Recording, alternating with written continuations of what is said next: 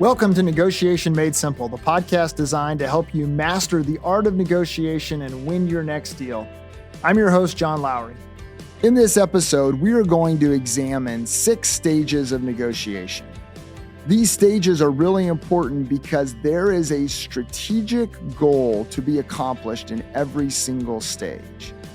I've seen many negotiations fail because negotiators have neglected to accomplish the strategic goal in several of these stages. Most of the time, negotiators will skip stages 1 through 3, and they will start at stage 4. But by doing so, when they start, they are playing from behind. This episode is about getting you ahead and keeping you ahead by sharing with you the 6 stages that you need to understand, that you need to know how to manage, and how it is that you can use that stage to set up your negotiations to achieve maximum success. I have a 16-year-old son who is a competitive golfer, and Weston is doing his best to make me a better golfer, but it is quite a struggle. As he explains to me the golf swing, what I realize quickly is that I get lost in the golf swing at the level of specificity with which Weston wants me to swing a golf club. There are different phases to the golf swing. There are different parts to the golf swing. And what I realized really quickly is that I'm not good enough to understand or to be able to perform at each phase. And so I just swing. And what he helps me understand very quickly is that as I just swing without thinking about each phase of the golf swing, if I don't set up properly, if I don't have my take back be proper, if I'm not at the right place at the top of the swing, if I don't move my body with my hands the right way, I will never produce a good golf shot. And he's right. And so what happens is I get really good at one of these stages, but I neglect the other stages. And so sometimes I can pull it off, but the reality is it's not until I get every stage put together that I have the ability to hit a smooth, straight, far golf shot. And so what I want to do today is I think this applies to negotiation as well. Many of us are negotiating all the time, and we trigger something in our mind in terms of paying attention strategically at some phase of the process. But what I want to do is step back for just a second, just like Weston has done with my golf swing, and explain to you the different stages of negotiation and help you understand the goal and the strategy for each stage. Because what I think it will do is, number one, I think it will highlight some stages that oftentimes people don't think about strategically. People don't spend a lot of time focusing on. And so they just fly through that stage. And by flying through that stage, sometimes you can create a dynamic to where the next stage is either more difficult or impossible to be successful because you've neglected the stage before. So what I want to share with you in this episode is 6 key strategic stages of negotiation that if you understand what to do and how to do it in each of these stages, you will be a successful negotiator. All right, so let's jump into it. The first stage is the preparation stage, preparing. This is the most important stage. It's in this stage that a lot can get done to strengthen what negotiation scholars for years have called your BATNA, or your best alternative to a negotiated agreement. And the idea here is to really create good alternatives to getting a deal. And what that does then is that increases your leverage because it makes your walkaway easier to pursue. And as you do that, that can then bring strength and confidence when you go to the table to negotiate because you know you have some really good options. And so what you want to do in the preparation phase is this is where you want to begin to set up the process, but it's also where you want to make things as favorable for your side and your position and what you're shooting for as possible. And so that has everything to do with thinking about the timing. It has everything to do with what I said about alternatives. It has everything to do about thinking about who needs to be the right person to go negotiate. This is all preparation. What needs to be done in advance? So our strategy here as we think about preparation is we want to be as thorough as possible. We want to know the information that we need to know going into the negotiation. If there's a hole in our information, we want to fill that hole before we walk in. We don't want to walk in blind. We don't want to walk in with a strategy that says, let's just see what happens. If you are saying something like that, or if you're saying something like, well, we hope that this works out, or we hope it goes this way, or we hope the other side does this, that probably means you haven't spent enough time in the preparing stage. Preparing could be hours, if not days. And so when I go into a mediation to represent one of my clients, I will have spent countless hours in preparation for that mediation. Literally, we're talking about 40, 50, 60 hours thinking about learning the facts, thinking about how we're going to manage the process, thinking about the anticipated challenges we're going to get from the other side, thinking about how we're going to overcome those to where we can generate a great solution. This is where you will be spending most of your time. All right, the next stage. The next stage is convening. And this is all about setting up the negotiation for the best chance of success. And so our strategy here is we want to negotiate at the right time with the right resources and with the right strategy. And so as we think about convening, most people think about this as an administrative task, something to where we're just focused on the logistics. Are we going to send an email? Are we going to get together and have this negotiation face to face? And if so, where are we going to meet? But it's more than just something that's administrative. Convening is a very, very important part of the process. First piece about convening that's important is to think about the timing. Okay, so let's go back to the classic buying a car negotiation.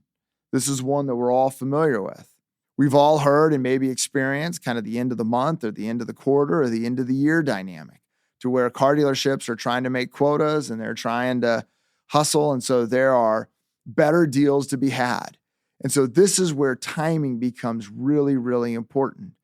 And the timing, again, it goes back to preparation in terms of doing the preparation to understand when is the best time to have this conversation.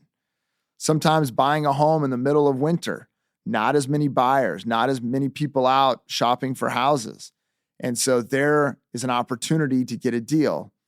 But to do it right at the end of the school year when a lot of families are transitioning new jobs and relocating to new environments, well, that can be a moment where competition is high. And so there may not be as great a deal to be had.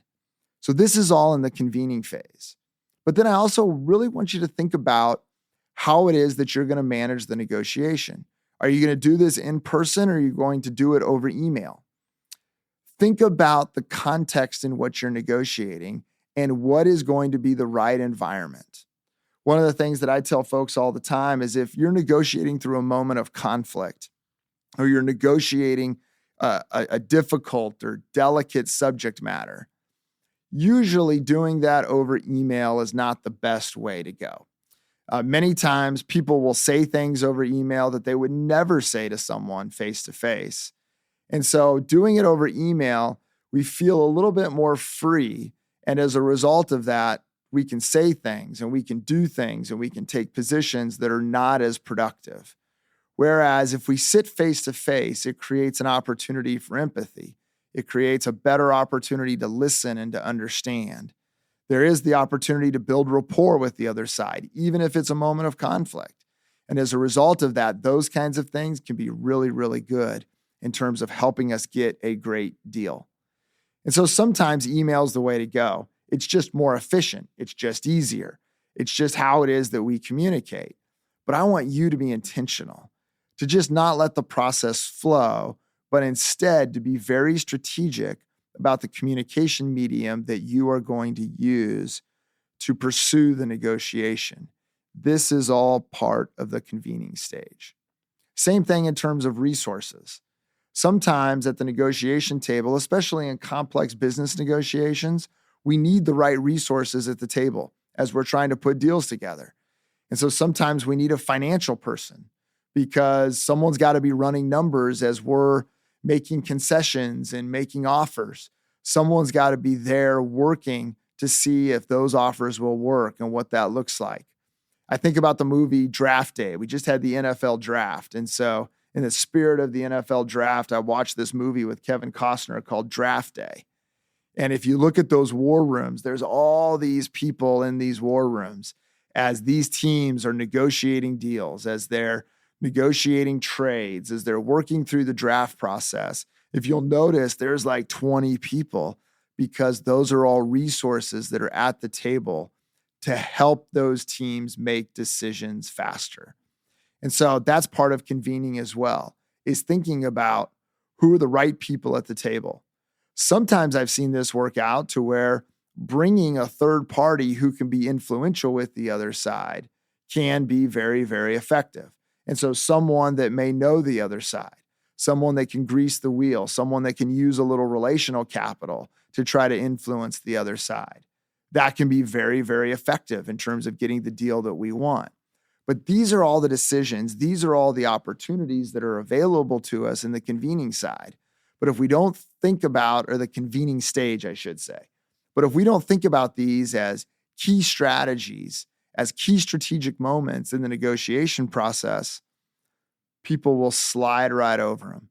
They will literally not even think about it, and they will miss the opportunities that are presented by this stage. So pay attention to the convening stage. It's one that's often overlooked, but really, really important to negotiation success. All right, now we get into some of the more traditional negotiation stages. Okay, so now is the opening. And we've talked a lot about the opening offer. It is the most important move in negotiation. And so this moment right here, this moment will have a significant impact on the rest of the negotiation. And how is it that we open? Again, many people see this as something that is not real strategic. It's just getting the dance started, but it's not. It's more than that. Really sophisticated negotiators know that it's in this moment right here that the rest of the process will follow. And so this is where you see things like anchoring, and maybe you've heard of this concept of anchoring. Anchoring is a psychological concept, and it says that once you put a number out there, the deal will just happen to gravitate towards the number. It just happens, and it's been proven psychologically that that is in fact the case. And so anchoring has become something that has been noted by negotiation scholars for years and years and years. It happens right here at the opening phase.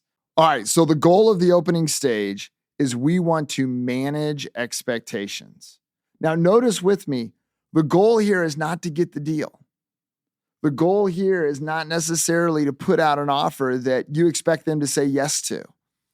The goal here is to manage expectations and then to start the dance. Now, what's the dance? The dance is the back and forth. The dance is they'll make a concession, you'll make a concession, they'll make another one, you'll make another one, and eventually you're going to get a deal. Now, if you're negotiating something really small, maybe your opening is such that you're more inclined to kind of get the deal, get it done real quick. Maybe there's one or two moves and you're done.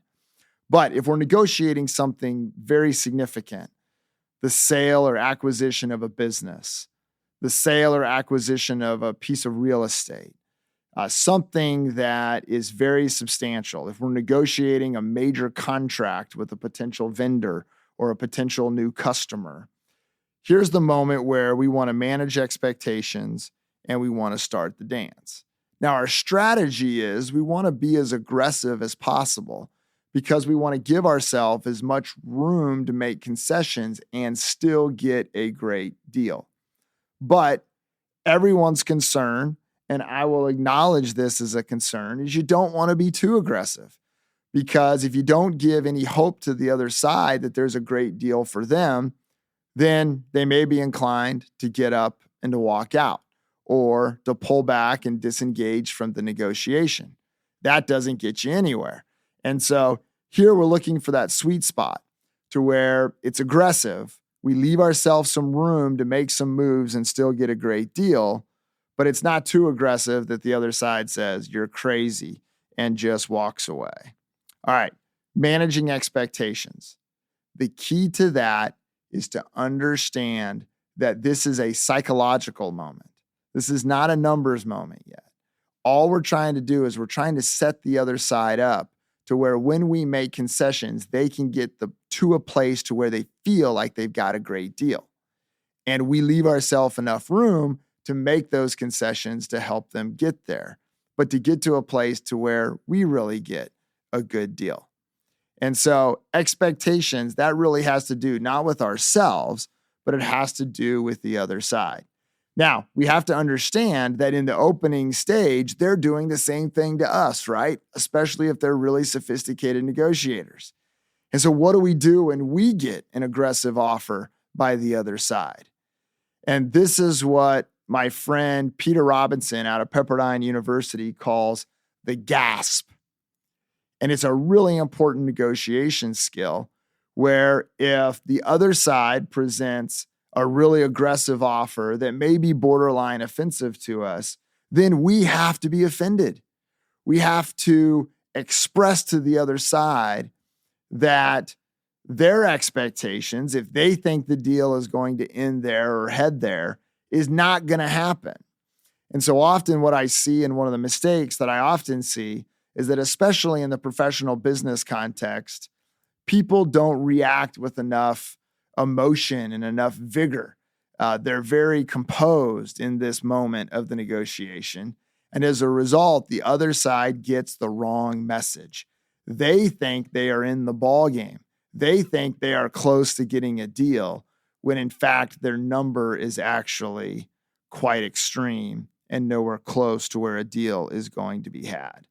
And so in this opening stage, in addition to the opening number that you put out there, you also have to be mindful of the fact that the other side is doing the same thing and they are watching for your reaction. And so if their number is extreme, you got to act like it. If it's reasonable, then act accordingly. But it's important that we send the right message with our response. Now, Harvard Law School just came out with this interesting study. It was a study that they cited that was done by some researchers from a couple of different universities. And they were talking about this opening dilemma that people have in this stage. And the dilemma is what I've just described. There's this desire to want to let the other side put the opening number out first. There's this desire to want to be reasonable in this moment, to try to get things off to a good start. And yet there's a real dilemma there, because the research shows that by doing that, you actually enable yourself to be influenced toward the other side. Putting the first number out, putting out an extreme number, it's actually proven to be more effective in terms of capturing more value. But what these researchers found out was that people didn't want to do that because it was uncomfortable. There was more anxiety around the negotiation. And so as a result of that, because of the anxiety that being aggressive at the opening presents, people weren't as satisfied with the process and they weren't as satisfied with their outcome. And so I want you to recognize the importance of that dynamic in this moment. This is where it starts to get a little nervy, because this is where tension gets created with the other side. And so that tension for most is uncomfortable. And that's a very natural reaction. But as being a sophisticated negotiator, we have to understand how to manage our anxiety, how to manage the discomfort we have at this stage. And so for some of us, that means just doing it enough that we get comfortable. For others of us, I would encourage you to practice, to actually sit down with someone, to give the other person a couple of assignments in terms of how to react and to role play this, to where you can get comfortable making that opening offer and then responding to whatever the reaction might be. Sometimes you may go and you may talk to some people and say, listen, this is what I'm thinking about doing. Do you think it's too aggressive? Do you think that it's not aggressive enough? Do you think that I should ask for more? How should I do this? How should I frame this offer? Getting some input for some other people that can give you confidence if your strategy and your approach is affirmed. And so, as this article that Harvard cited says, we have to find our personal antidote to the anxiety that comes at this stage. And so I want you to think about, what is that for you? How is it that you can deal with the anxiety? Because if you deal with the anxiety, you'll be more willing to be aggressive. And if you're more willing to be aggressive, you're going to capture more value. That's what the research proves. Okay, let's move to the fourth stage, positioning. It's in this stage where we share some information, we make some arguments, we do some persuasion. Okay, it's in this particular stage that we want to make the other side believe that they are getting great value. And so in order to do there is some substance that is required. My colleagues would call this objective criteria. And so if you're doing this in the context of a moment of conflict, here's where you lay out your position, your perspective on the issue. And this is where the other side lays out their position or their perspective on the issue. If you're doing this in the context of buying a car, like we've talked about, here is the MSRP, that sticker price that is on the window with all of the details on that sticker leading up to that big number. This is the beginning of positioning. And so positioning is really important. Sometimes I think people put too much stock in positioning, but it's important that we make the case. Now, what will happen out of positioning is don't expect the other side to be completely satisfied with your position. That doesn't often happen. And if it does, that's a great day. But you're not going to need much of a negotiation process if your positions are exactly the same. You're going to find agreement, you're going to put that agreement together, and you're going to move on. What I think often happens, though, especially in the business context, especially in the transaction of large, expensive items and real estate and so forth, is that positions aren't the same. The seller wants this, but the buyer only wants to pay this. And there's a gap. And so what we have to do, and that really leads us to the next phase, which is how we close that gap. But before we get there, we want to make sure that we understand as much as we can about the position of the other side, and that they understand as much as we can communicate about our position. Now, here's the trick. Positions are tangible. They're concrete. They're easy to identify. They're easy to talk about. But it's in this stage that really savvy, sophisticated negotiators will also begin to explore interests. This is where we can begin to understand the why behind the position. Now, we don't want to just ask why, because why is a question that often causes people to be defensive. But asking questions like, tell me more about, help me understand, these kinds of things, to where we invite people to explain their position more thoroughly. When we get this down to the level of people's psychological motivators, fear, ego, relationships, circumstances, values, goals, these kinds of things, when we can understand those things, it sets us up to do really, really well in the negotiation phase. Now, all of a sudden, if we understand what's really going on, it's not just a game of back and forth trying to close the gap that exists in our substantive positions.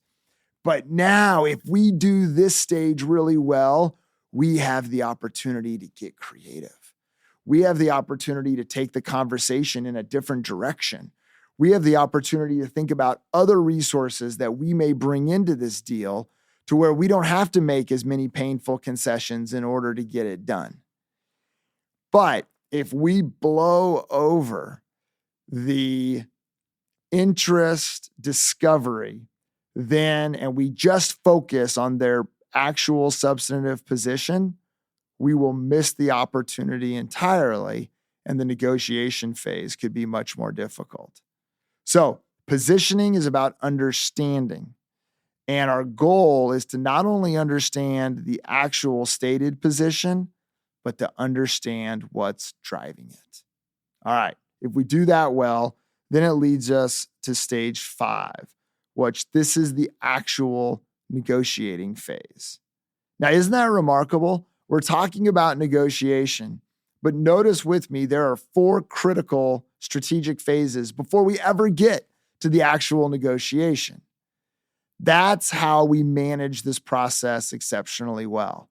And if we do those 4 stages really well, then this stage right here, the actual negotiating, this stage becomes much easier. This stage presents us with opportunities to get far better deals, to get really creative, to do things that other negotiators can't do. So the goal of the negotiating phase is we want to get the best deal that we can. This is where we want to capture value. This is where we want to get really creative, but we want to construct the absolute best deal that we can. Now, the strategies for that is what I'll call lead with need. And that's built on understanding what's driving the other side and to try to get an idea about what it is that they need in order to say yes. And then to put that in a package to where we have to give as little as possible to get the other side to that place to where they can say yes. And then this phase, this stage, it will also involve a lot of testing. We're testing numbers. When we throw out that opening offer, it's a test. It's a test to see what they're going to do with that. How are they going to respond? What's their response going to be? And then we make our next strategic decision. And through the negotiating phase, we'll do that maybe 1 or 2 times. Maybe we'll do it 20 times. Who knows? But that's the game that we're playing. That's the dance. We're testing numbers. We're testing solutions. We're testing ideas to see if we can get the other side to say yes.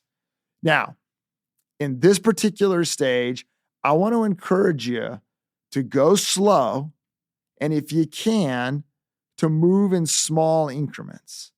This is where we want to let the deal come to us.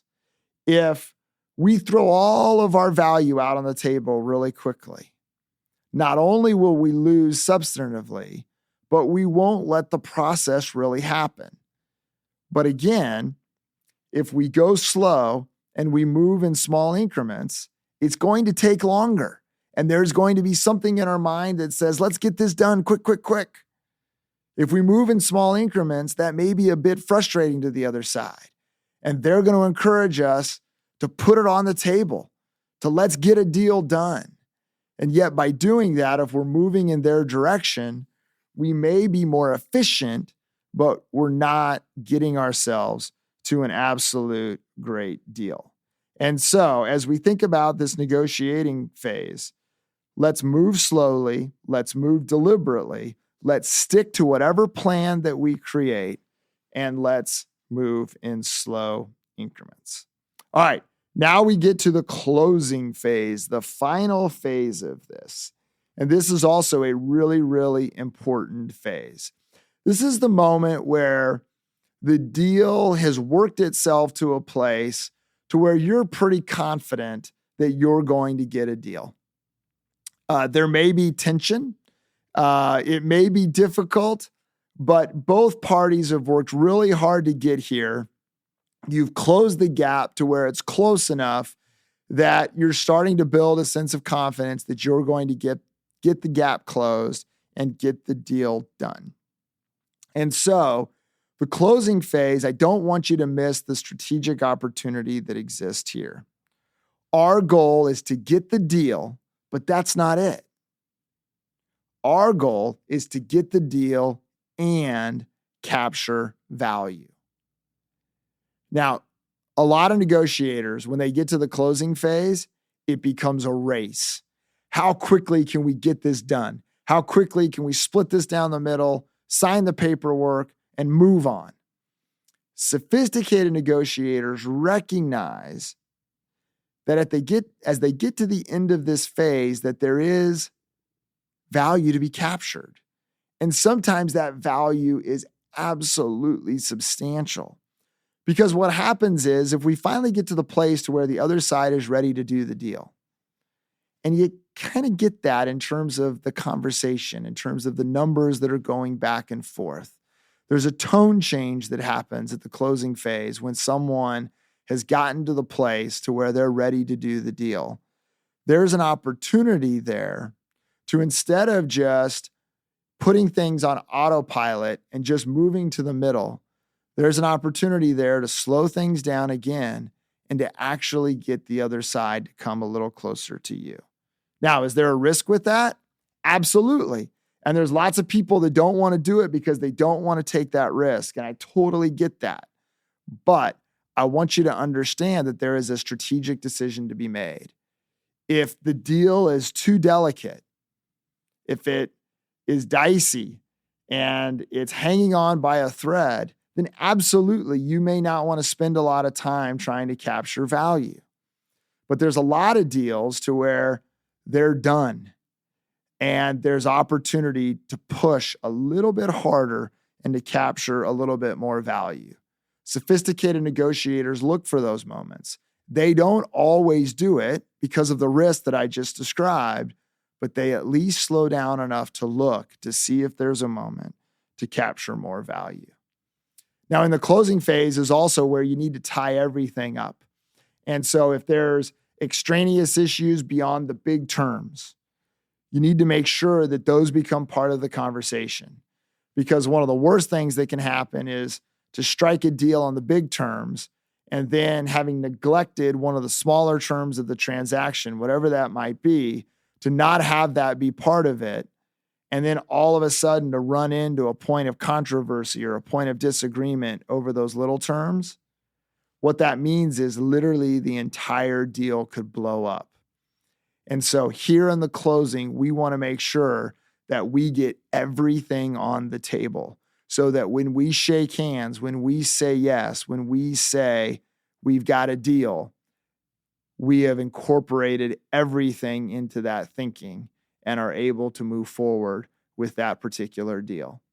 And so the other piece of closing you want to pay attention to is to make sure you've got absolutely everything on the table. So hopefully through these 6 stages, hopefully I've been able to demonstrate to you that there is a complexity to this process. It's more than just sharing numbers back and forth.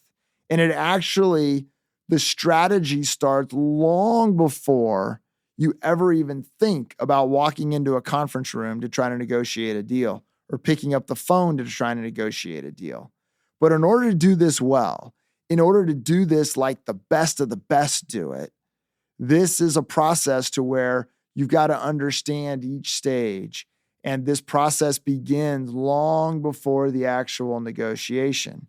But if you work through each of these stages really well, preparing, convening, opening, positioning, negotiating, and closing, there are a lot of wins. There's a lot of money to be made. There's a lot of conflicts that you can put to bed by managing each of these phases effectively and efficiently. It'll lead to better deals, and it'll help you get what you're looking to get through every single one of your negotiations.